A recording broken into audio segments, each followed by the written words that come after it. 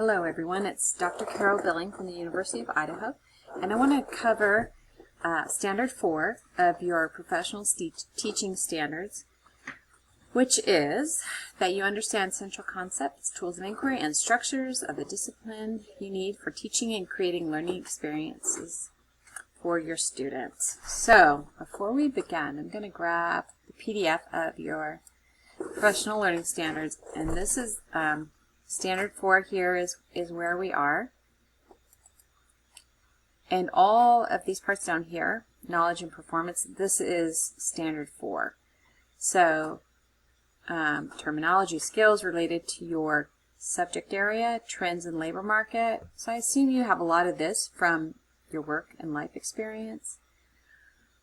Organizational leadership structures in the workplace. I had to laugh about that a little bit because while a principal is always a principal, everything else can be different depending on where you are. So this is going to be important that you connect with faculty where you are teaching to help you understand the flow of your workplace, and also your mentors should be able to help you with that as well.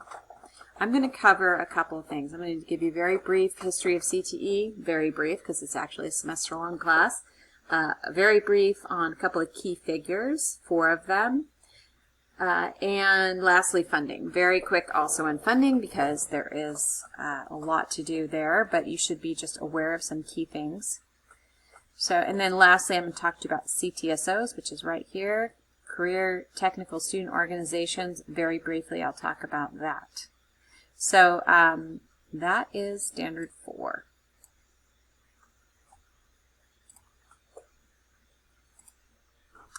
All right, so you have all this life experience, you know your career, you know your content area from your time working in the real world, and now you are 2 feet in on teaching, like your whole new career.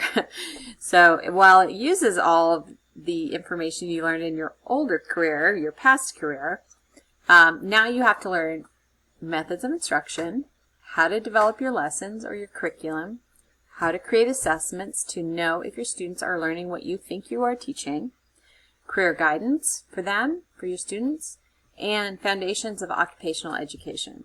So just a few things to absorb in the next, 10 to 15 minutes. That's a joke. But one of the things when I became a teacher, I had been in the private sector for more than 10 years, and I thought, oh, how hard could this be, right? It's teaching, because I've already had a real job. What I didn't realize is that I would spend the next 10 years learning how to teach. Well, okay, like at least the first 5 years, definitely a huge learning curve, and by year 5 you kind of get it down, and then you start just refining. But you always are refining. You're always improving in how you teach and the art of teaching. So it's quite an adventure. All right, very brief history of CTE, because I think when you take some time to learn about the past of how in the United States we created the public education system, which is a whole semester also of coursework, but then you layer that with specifically how CTE evolved. It helps you understand why we have some of the problems we have in CTE, and also why CTE looks like the way it looks now. So in the beginning, way back in 1776, you had apprentice and trades passed on father to son, and we were starting just to emerge. We were just starting to create public school system. As the years passed, we had more schools begin. They became public with tax support, and education for women started to emerge, mostly in private sector. So 1826, we start with manual labor movement. And this is when manual labor academies were generated or created, and it started to give respect to the trades.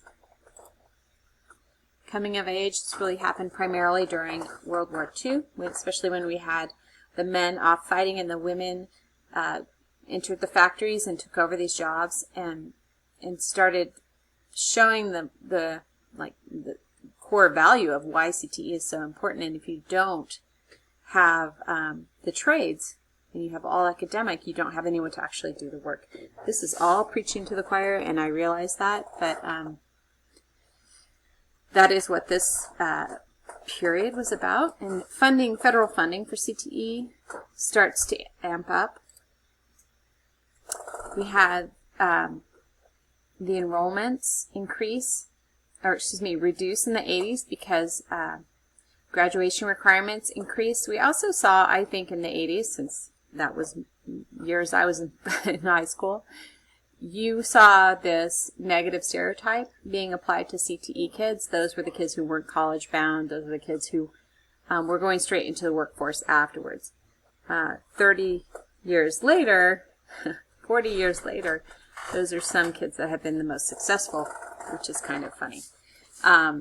But anyway, you start to see the integration of academic and vocational in the 90s, and then an increase in the 90s with CTE.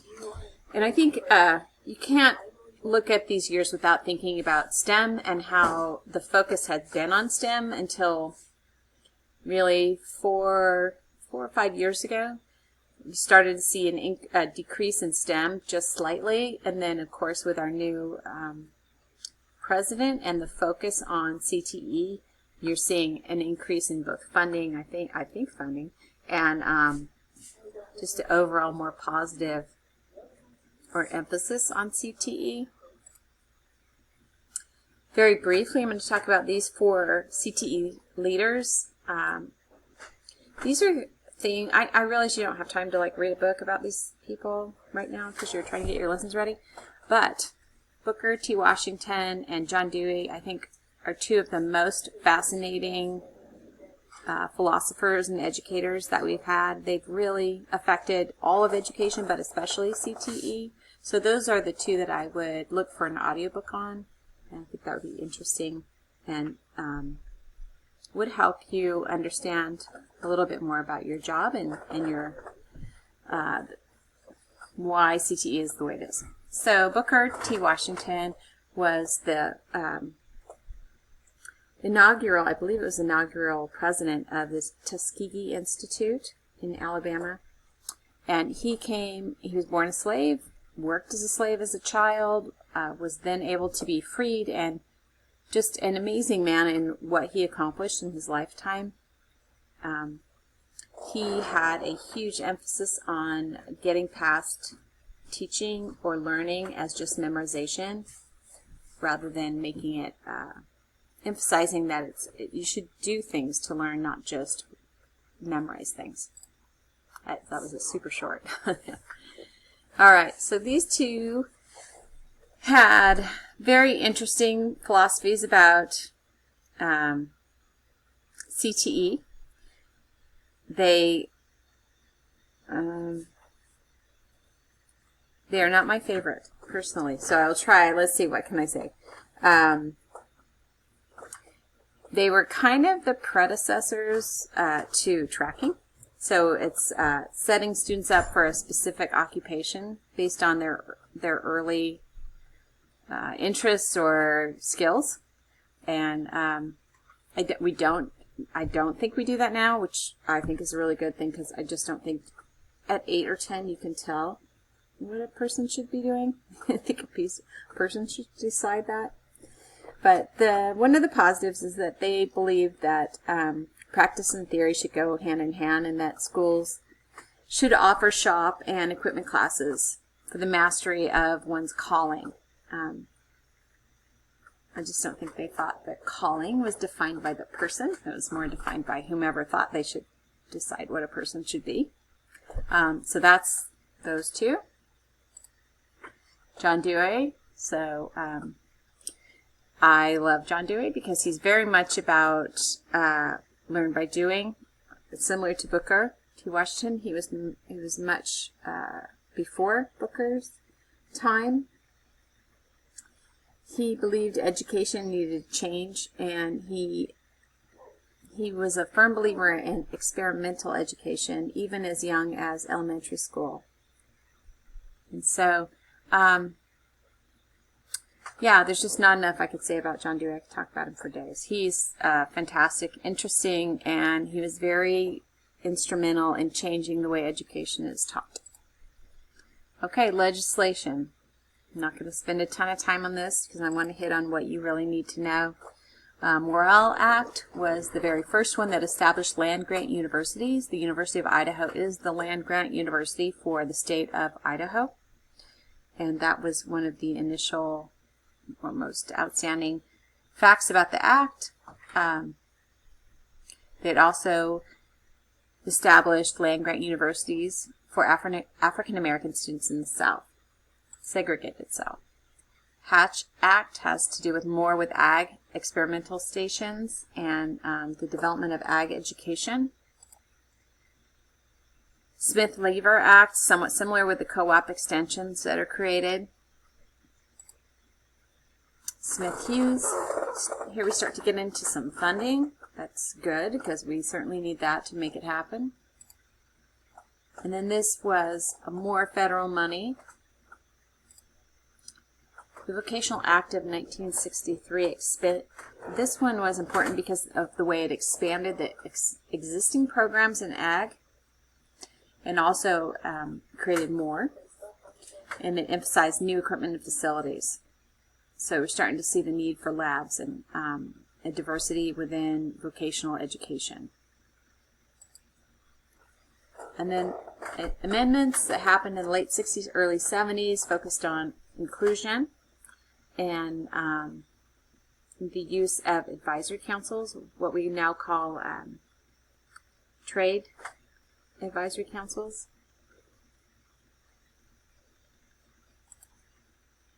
And then we get into Perkins, and that should be familiar because our funding now is Perkins 5, I believe.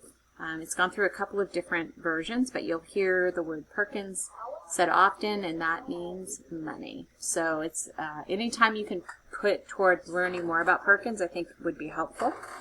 When I taught CTE, I didn't know anything about Perkins. No one ever said anything to me about Perkins, and I have no idea what money came into my school that should have gone into my program because my principal kept it all, and I never knew anything about it. So you're going to want to know more than I did. So Perkins had several different variations. It went from changing the name to try to give it a stronger presence, shift of power from federal to state, and block grants. And this one is interesting. Very little changes, but they still needed one. All right, this is the big name change from vocational ed to CTE. Happened in 2006.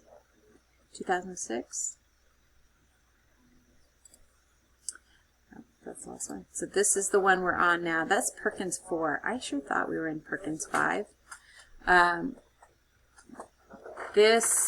Most of the Perkins information I get at the REACH conference, which is our summer conference each year, CTE teachers, and also at ACTE. So if you have the opportunity to attend either one of those, I would highly recommend going and sitting on any sessions about Perkins funding, and also working with your CTE leadership there in your district or other CTE teachers to best understand Perkins.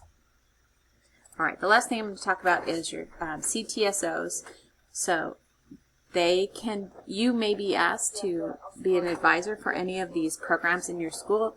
Hopefully you have the opportunity to be like an assistant advisor for a year or 2 or 5 before they actually have you take it over, but that's not always the case. I'm the advisor for the Business Professionals of America, BPA, for the University of Idaho. So I advise those students. CTSOs have training every fall called BASIC. That's where you want to go to learn how to be the advisor for a CTSO, especially if you don't have someone to shadow for a year or 2 first. And reach out with your mentor or your principal, someone who's done a CTSO before, even if you're doing BPA and maybe there's an FCCLA on campus, that advisor still can help you with some of the CTSO kind of steps and how to get those things going. BPA and DECA are also very similar if you happen to do either one of those. if you have the opportunity to judge at any of these events, I would highly recommend that. It's a fantastic experience, not to just see what students can do, but and to see what students are doing across different schools, but you get a better idea of what the benchmarks are heading into state. So if you judge at a regional event, then you kind of know what's coming at state. And then if you go to state, you can also judge there. And I would recommend judging at nationals if you go to nationals. Again, it's just the quality of work is pretty amazing, and it really helps you coach your students to a higher level. So I love CTSOs. And if you have questions about CTSOs, let me know. But I believe you're working with the CTSO managers in another session. So thanks very much. I hope this was helpful.